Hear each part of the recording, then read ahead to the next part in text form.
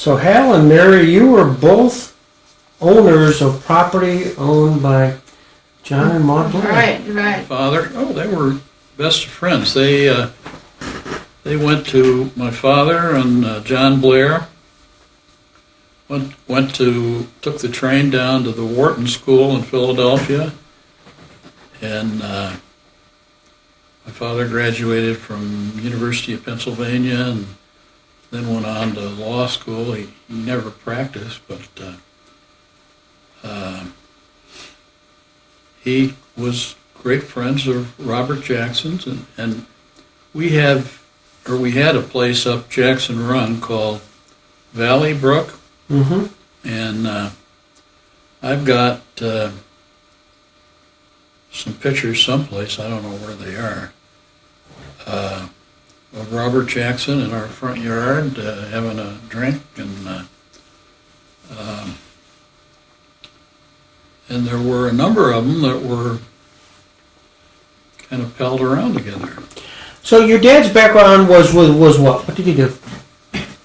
Well, he was born about the same year as Robert Jackson, 1892. Mm-hmm. And there are pictures of parties that Jackson was at, and up on the Logan, that beautiful place that Sure. Jack and Marion Logan had, with a pool and a tennis court and stuff. And my sister, who was 7 or 8 years older, we each had a horse, and we would go riding all the time, Mm-hmm. and we would ride down there. It's a couple miles, and from where this summer place was, and it was great. My John Blair had a place up the Allegheny River. It was called Big Bend, I think. And what would happen back then is that this was, of course, before TV and all that. And they had these friends, and you'd get invited to come for the weekend. Mm-hmm. And that was pretty neat. You come Friday and stay till Sunday and party and carouse around, and that was the way they lived. So John would invite your dad, and with that, you would tag along.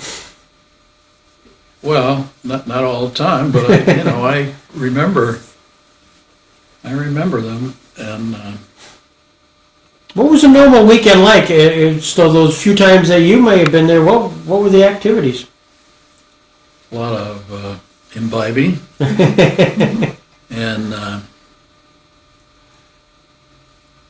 don't know, just good times, fun and games, and there were a bunch of them. The Blairs, and trying to think of who else. The Logans, Harry Logan, Right. and of course he started the United Refining way back then, and it grew to be a pretty darn big Sure. company, and it still is. So. And just so I get this straight, your dad, though he graduated from law school and he didn't practice law, but what did he do? He he went with Struthers Wells. Okay. And there were John Dillon, he was the head guy, and I think he was from Titusville, and they had 2 plants in Titusville, 1 in Warren. The buildings are still there, and they employed about 1,000 people. Right. This is back during the war, and it was a big part of the war effort. And I was just a little kid, but I can remember it. And you know, the highways were nothing. Everybody took the train down. There was a train that came down from Erie or someplace out west, and it was a sleeper train. Mm-hmm. And I went to the Hill School, which is down near Philadelphia in Patstown. Went to prep school. I didn't want to go there, but I was sent there. And I think because of going there, and Bill Klinger took care of me. Huh? Yeah, is a wonderful guy. And I was homesick, and he kind of brought me along. And as a consequence of being there, I got into Dartmouth College. Well, I never would have without going there. Mm-hmm. And I graduated from there.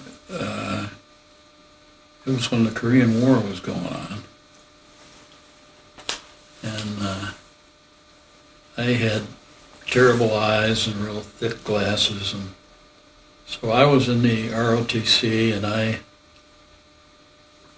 didn't get the commission, but my buddy, who became my partner, Bob Sokolsky, he ended up going to Korea, and I think he played poker most of the time. Sent all this money home to his father, and his father came back, and he took about $1,000, and I introduced him to his wife, Sally, became Sally Sokolsky, very good friends of ours.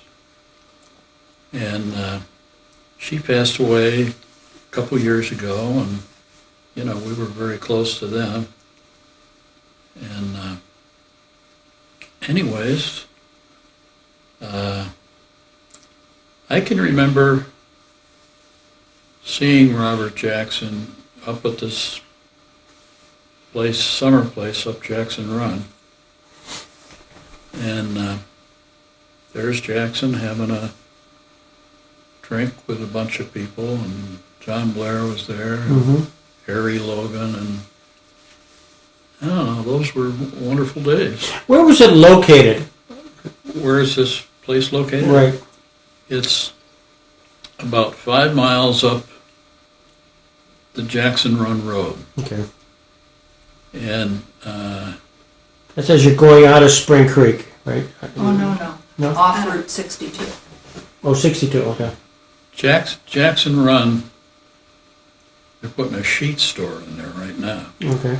It, Starts where the Lowe's. Yeah. it goes up Big to, boxes. Okay, all right, yeah. Thanks. goes up. When you close your eyes today and you visualize Robert Jackson, what did he look like? You know, I was just a little kid. Yeah. Is he tall? I mean, was he Well, he regular was size? medium height. Where did we see those pictures of him? Well, I don't, you know what, we have had it, but, he's forgotten what he has seen, and we lost sight of the pictures. Didn't the men usually arrive at Valley Brook with white linen suits on, and you tell the story about Well, sometime, your yeah. father? And would Robert Jackson have been at that dinner party when you had the terrible I don't episode remember. across the street? I don't know. Oh. But he was a regular guy and good friend of, the Logans and the Blairs and my father and mother. What was the area's thought, as Jackson's role in government ascended, what was the feeling in Warren? Was there a sense of conversation, sense of pride? Was there that he was one of your own? Well, personally, I was pretty darn small and I don't really remember, but, his history was, he was born in Spring Creek, I think, and, and he, well, you know it probably better than we do. And he the family moved to Frewsburg, I guess, and he was kind of very intelligent. He kind of was self-educated, maybe, and and then he got in, and the Second World War rolled around, and he ended up being the chief prosecutor for the Nazis in Nuremberg. Mm-hmm. And you probably know that a lot better than I do, but that was quite interesting. The Nazi criminals were tried by Jackson and some other people. He was the chief prosecutor, I think. Right. And they ended up, I think there were like 20 of them that were on trial, and they ended up hanging, I think, 12 or 13 of them. Goring was one of them, and he was supposed to be hung, and he had a cyanide pill or something, and he took that and didn't get hung, but he died. Interesting.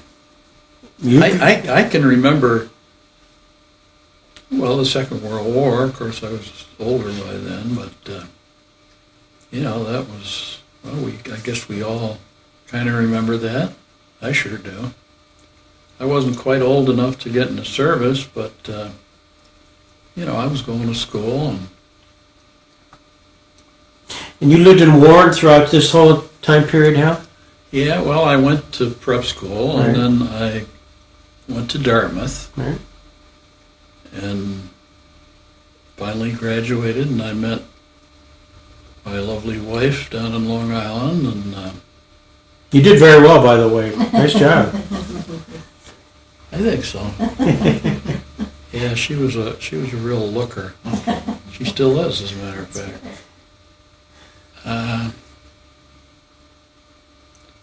So And then you got married and came back here then, Hal? yeah, I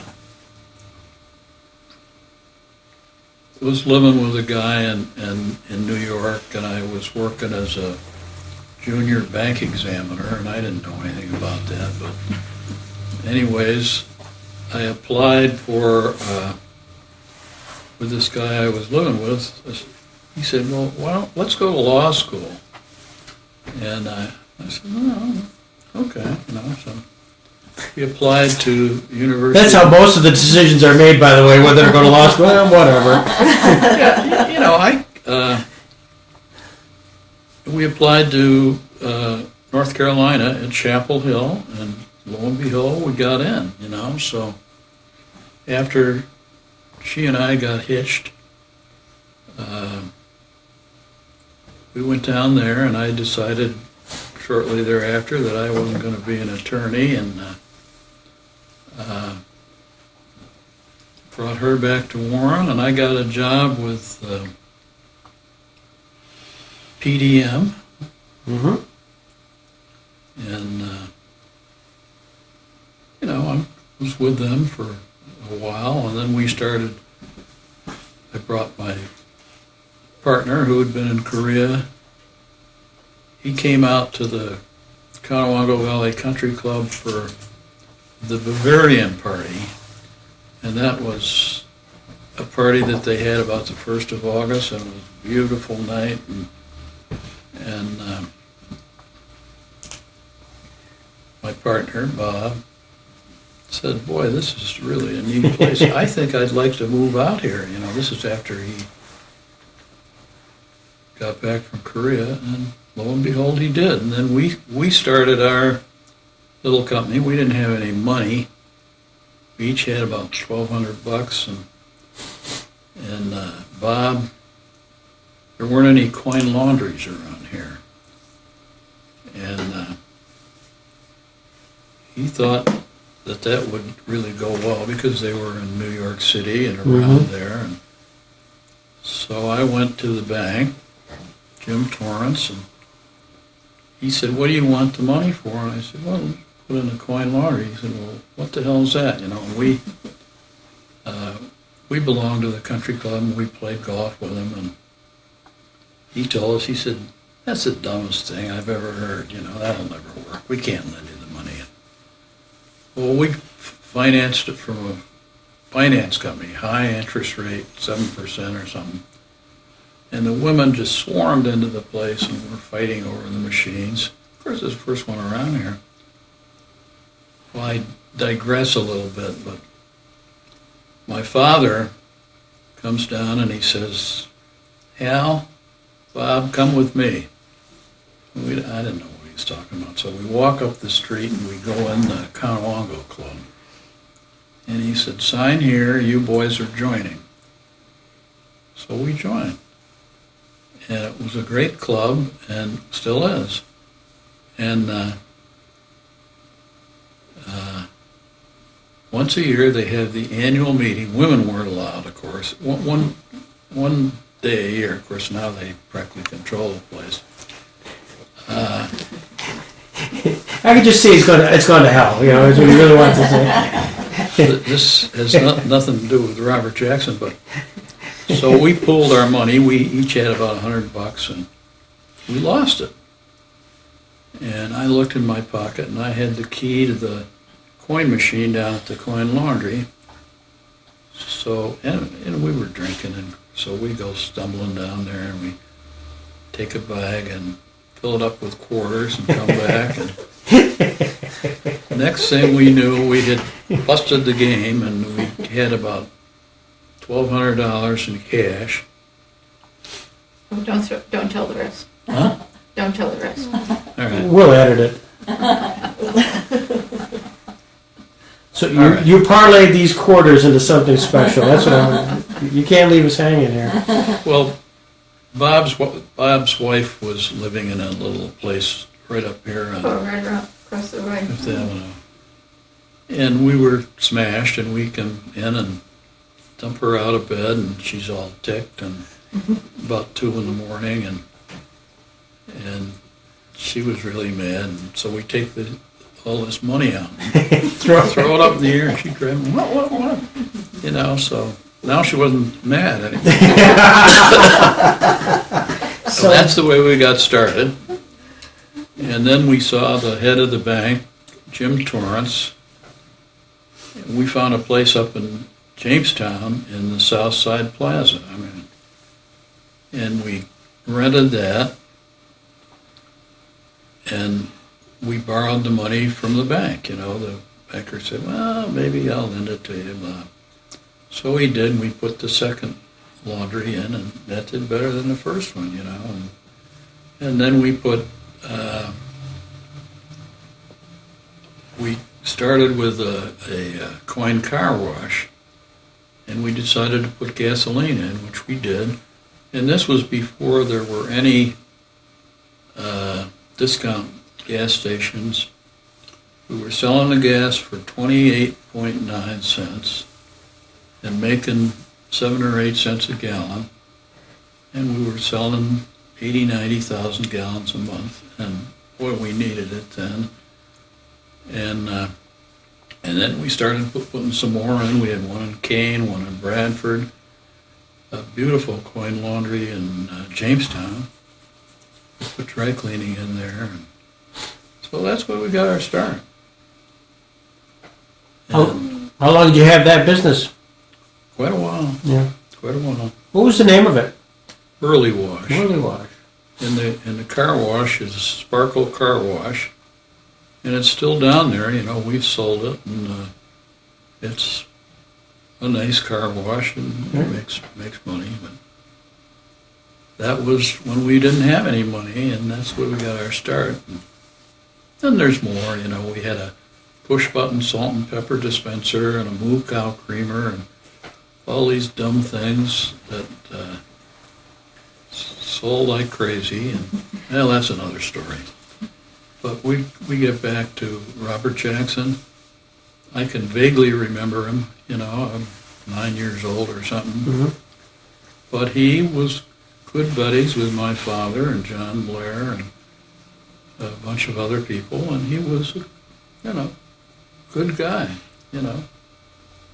What was John Blair like?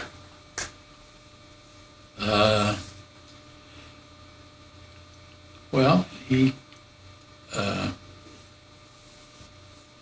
liked to imbibe at the Conewango Club and party and so forth, and married this gal from Texas, Maud Blair, and she was a good looker. And back then, you know, if you had too much to drink, you'd come out of the country club or the Conewango Club, and the police would be there, and they would say, "Mr. Conroe, you've had a little bit too much to drink. Let us drive you home." So they would drive us home, or I guess both of us, and probably a lot of other people. And that was the end of it, you know? I mean, that was great. Hal, tell the story about John Blair taking his friends in his great big car up to Rochester to pick up some booze on the at the lakeside, and it was Prohibition days. Oh, I'm not sure that I can remember that. Oh, okay. I see a picture of the car, and there's even this book here, John's big car. This was happened to be one in Washington, but Well, I guess he drove. Hal used to tell the story, and he drove very, very quickly. I think they pulled him over for speeding, and he's loaded the car with liquor that he's not supposed to have. Well, you know, way back during Prohibition, Yep. they would drive up to Lake Ontario, and a boat would come across, and it would be loaded with booze, and they'd buy it and bring it back to Warren, you know. Yeah. Everybody, I think they drank more then, but I don't know, they all survived. So John would be maybe a transporter to the Conewango Club, and they would sort of have it there, or John have it as a private stock? That house was big enough for a private stock. He and Maud had a beautiful place up the Allegheny called Big Bend. Right. And my parents and others would be invited up there for the weekend, and I was a youngster, and I went in. It was a neat place, big party deal. I visualized Randolph Hearst, or had a place in above San Francisco area. Same thing, invite all these people in for Yes. long weekends, and that's what I visualized. Yeah, yeah. And what they did, they just had a good time. And the Logan place, which is up Jackson Run, and it's a beautiful place that Harry and Helen Logan had, and they built that up there. And I was a little kid, I would ride my bike, or my sister and I would ride our horses down there, and we'd go swimming and do all this stuff, and watch the old people party, and you know, it was great times. Hal, Maud Blair wrote that book on travel. Did Yeah. Jackson and his wife travel with the Blairs? They took some cruises, you know, and I'm not sure. The answer is yes, they did. I think they did, and I think they probably went with John Blair and my father. My father knew him pretty well. They were the same age. And, you know, it was great times back then. There was a book. You've seen the book, the travel book? Yeah, that was written I by haven't Maud looked at Blair, it. maybe? I I don't know. have the original. You want it? Yeah. Yeah, absolutely, yeah. And it meant it's just, we were at the Blair Museum. Yeah, over at the New Process, or the Blair Correct, place. and what we did with there, it was just a reception that the judge and Peggy hosted, and then prior to the viewing of the movie on the Jackson history. And one of the archivists was giving a tour and pulled out that book, and she knew exactly, right here is Jackson. I said, oh my gosh, this is unbelievable. Because here's Maud had written about their travels together and Jackson. Yeah, I mean, they took these trips quite often. you know, Yeah, Go to Bermuda or yeah, exactly. Mediterranean or wherever. We have pictures. Great times. I think Mary's getting some stuff. I don't know. One of the attorneys in Jamestown way back when, named Bob Booty, and the Booty family was very close to the Jackson family, and they went on a couple of trips to Puerto Rico. It's a cute story. I'd interviewed Bob, and at the time he was like 88, and he pulled out these pictures, little black and white pictures, because he said, I was the cameraman. At 6 years old, and he'd take pictures of Bob Jackson and Irene Jackson and his mom and dad in Puerto Rico on these travels. Mm-hmm. And that was his, claim to fame. And so we've used those quite a bit, Bob. The Jacksons, enjoyed travel, and clearly the Blairs, seemingly the Blairs and the Jacksons were very close. I think so, yeah. But I know from reading John Blair's letters to Bob Jackson that Hal's father was a great social friend, and they certainly enjoyed these happy times together. But they also were the kinds of friends who were with you through thick and thin.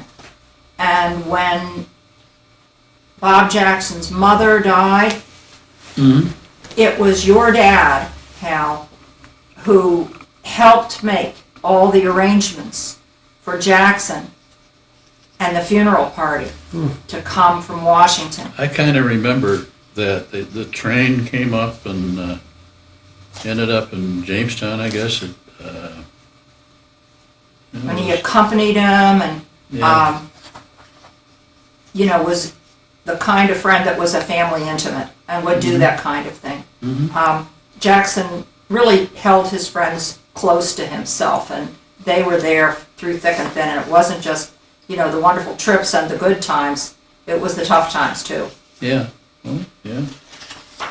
You mentioned the fact, Hal, of some recollection when 1954, when he died, Jackson died, the train came with the justices to Warren. Yeah, through Warren. Through Warren, but they stopped here, and they took the casket off here, and then actually drove it to Jamestown. And the family members got off. This would have been Irene and Bill, maybe not Bill, but the family members got off and then went to the Blair house.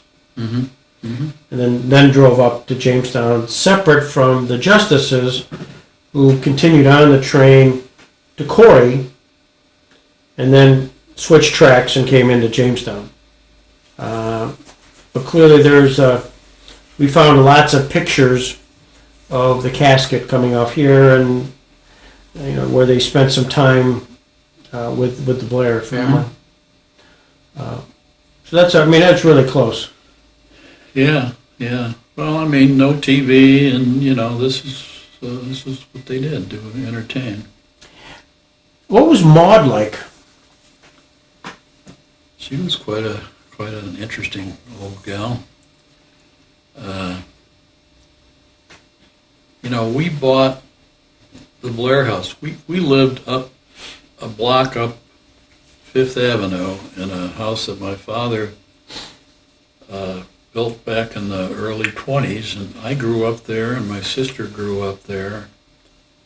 And this place was owned by a fellow named Dean Anderson, who was a real interesting party-going guy, and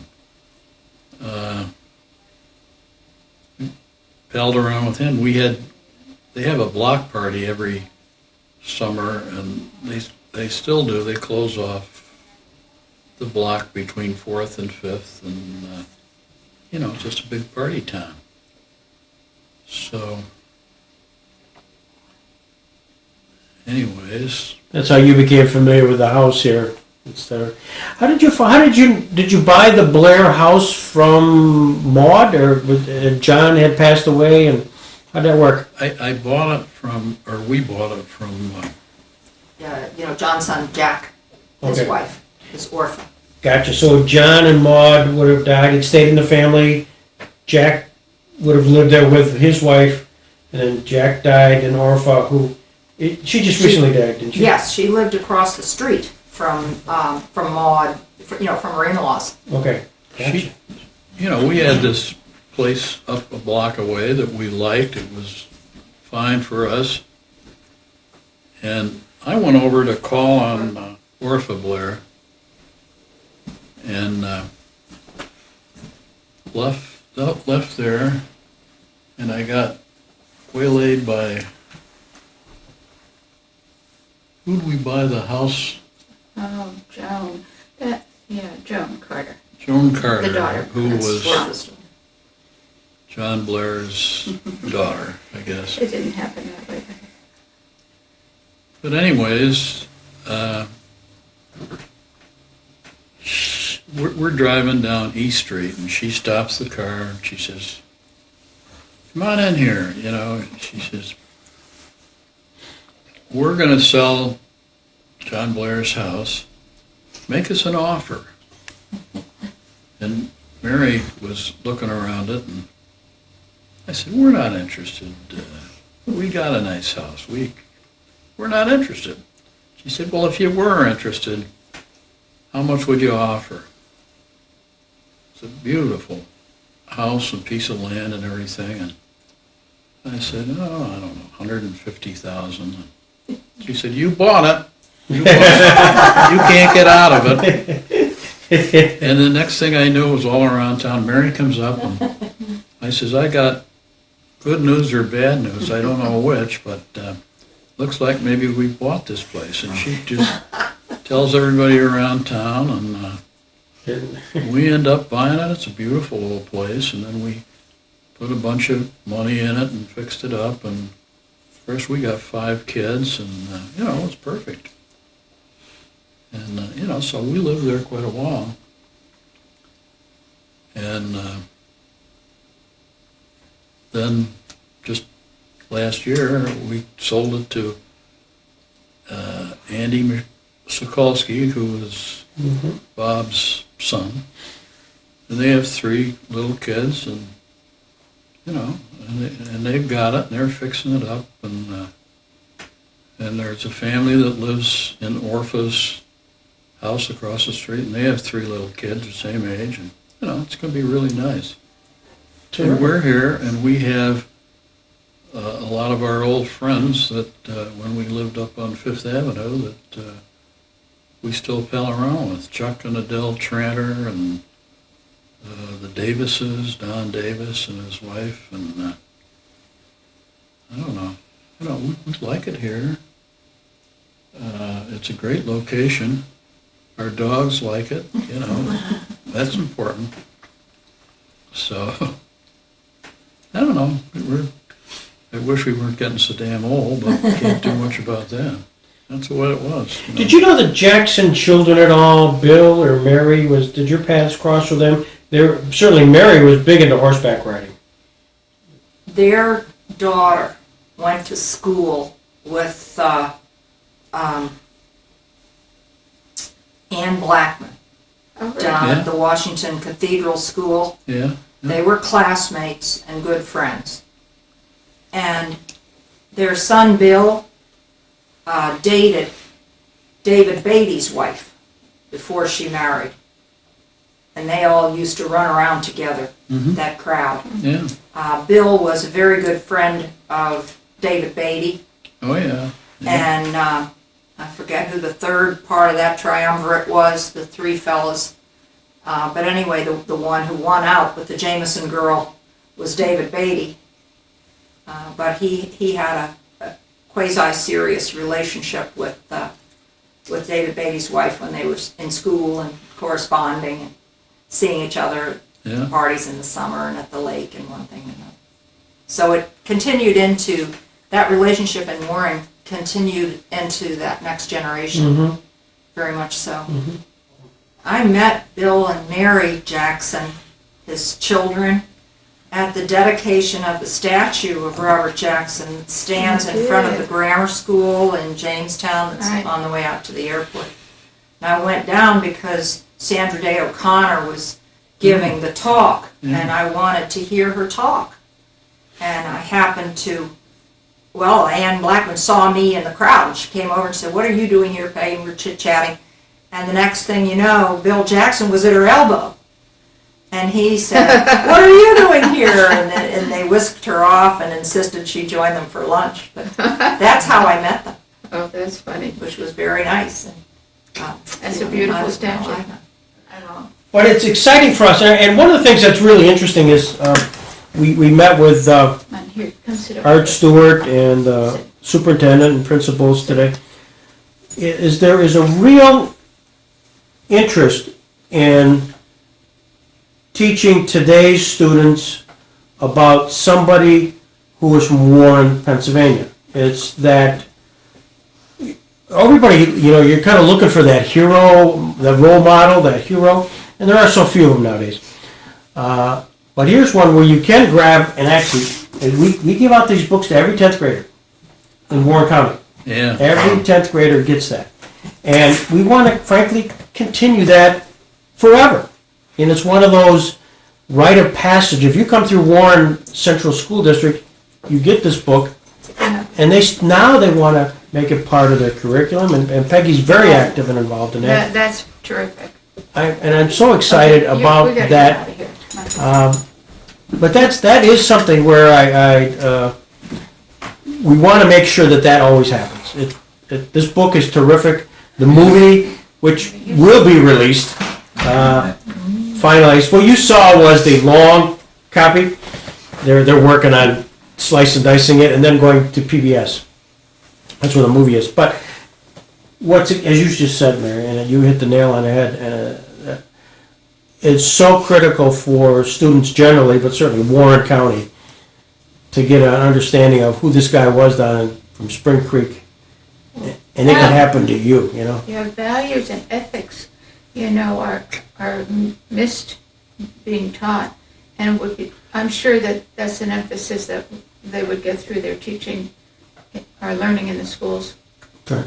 What you don't know, Greg, is that in my handbag, I have an envelope with a lovely gift from the Conarro Family Foundation Oh, kudos. Not in much. support of those books. And I was going to maybe have you acknowledge that at our meeting at the Prairie Gallery tonight. So That's terrific. I think it's terrific. Well, I was going to ask. I know that Worley Industries apparently paid for the first publication, or and you're now funding that through money that's given to the center. Right, well, that's it, and we're gonna be ongoing, so I mean, the reality is, we will be always looking for that endowment opportunity, if you will, to make sure this is available. We've been, in the beginning, we came, Sam Bonavita, really was Right. Sam was the first. He was a Nuremberg guy. Oh, I love that evening. Yeah, and That so. was special. And Sam got me involved. I'm down here. I just told the story at lunch. It was too obvious, but I did Sam called me because I had interviewed Sam.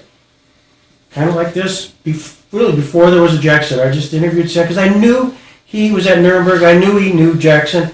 And Sam also once he got going, was a raconteur, And next thing you know, we started with this Jackson Center. He called me, Greg, you gotta come down. Greg, come down, we'll get the courtroom and you talk about Jackson and his opening statement at Nuremberg.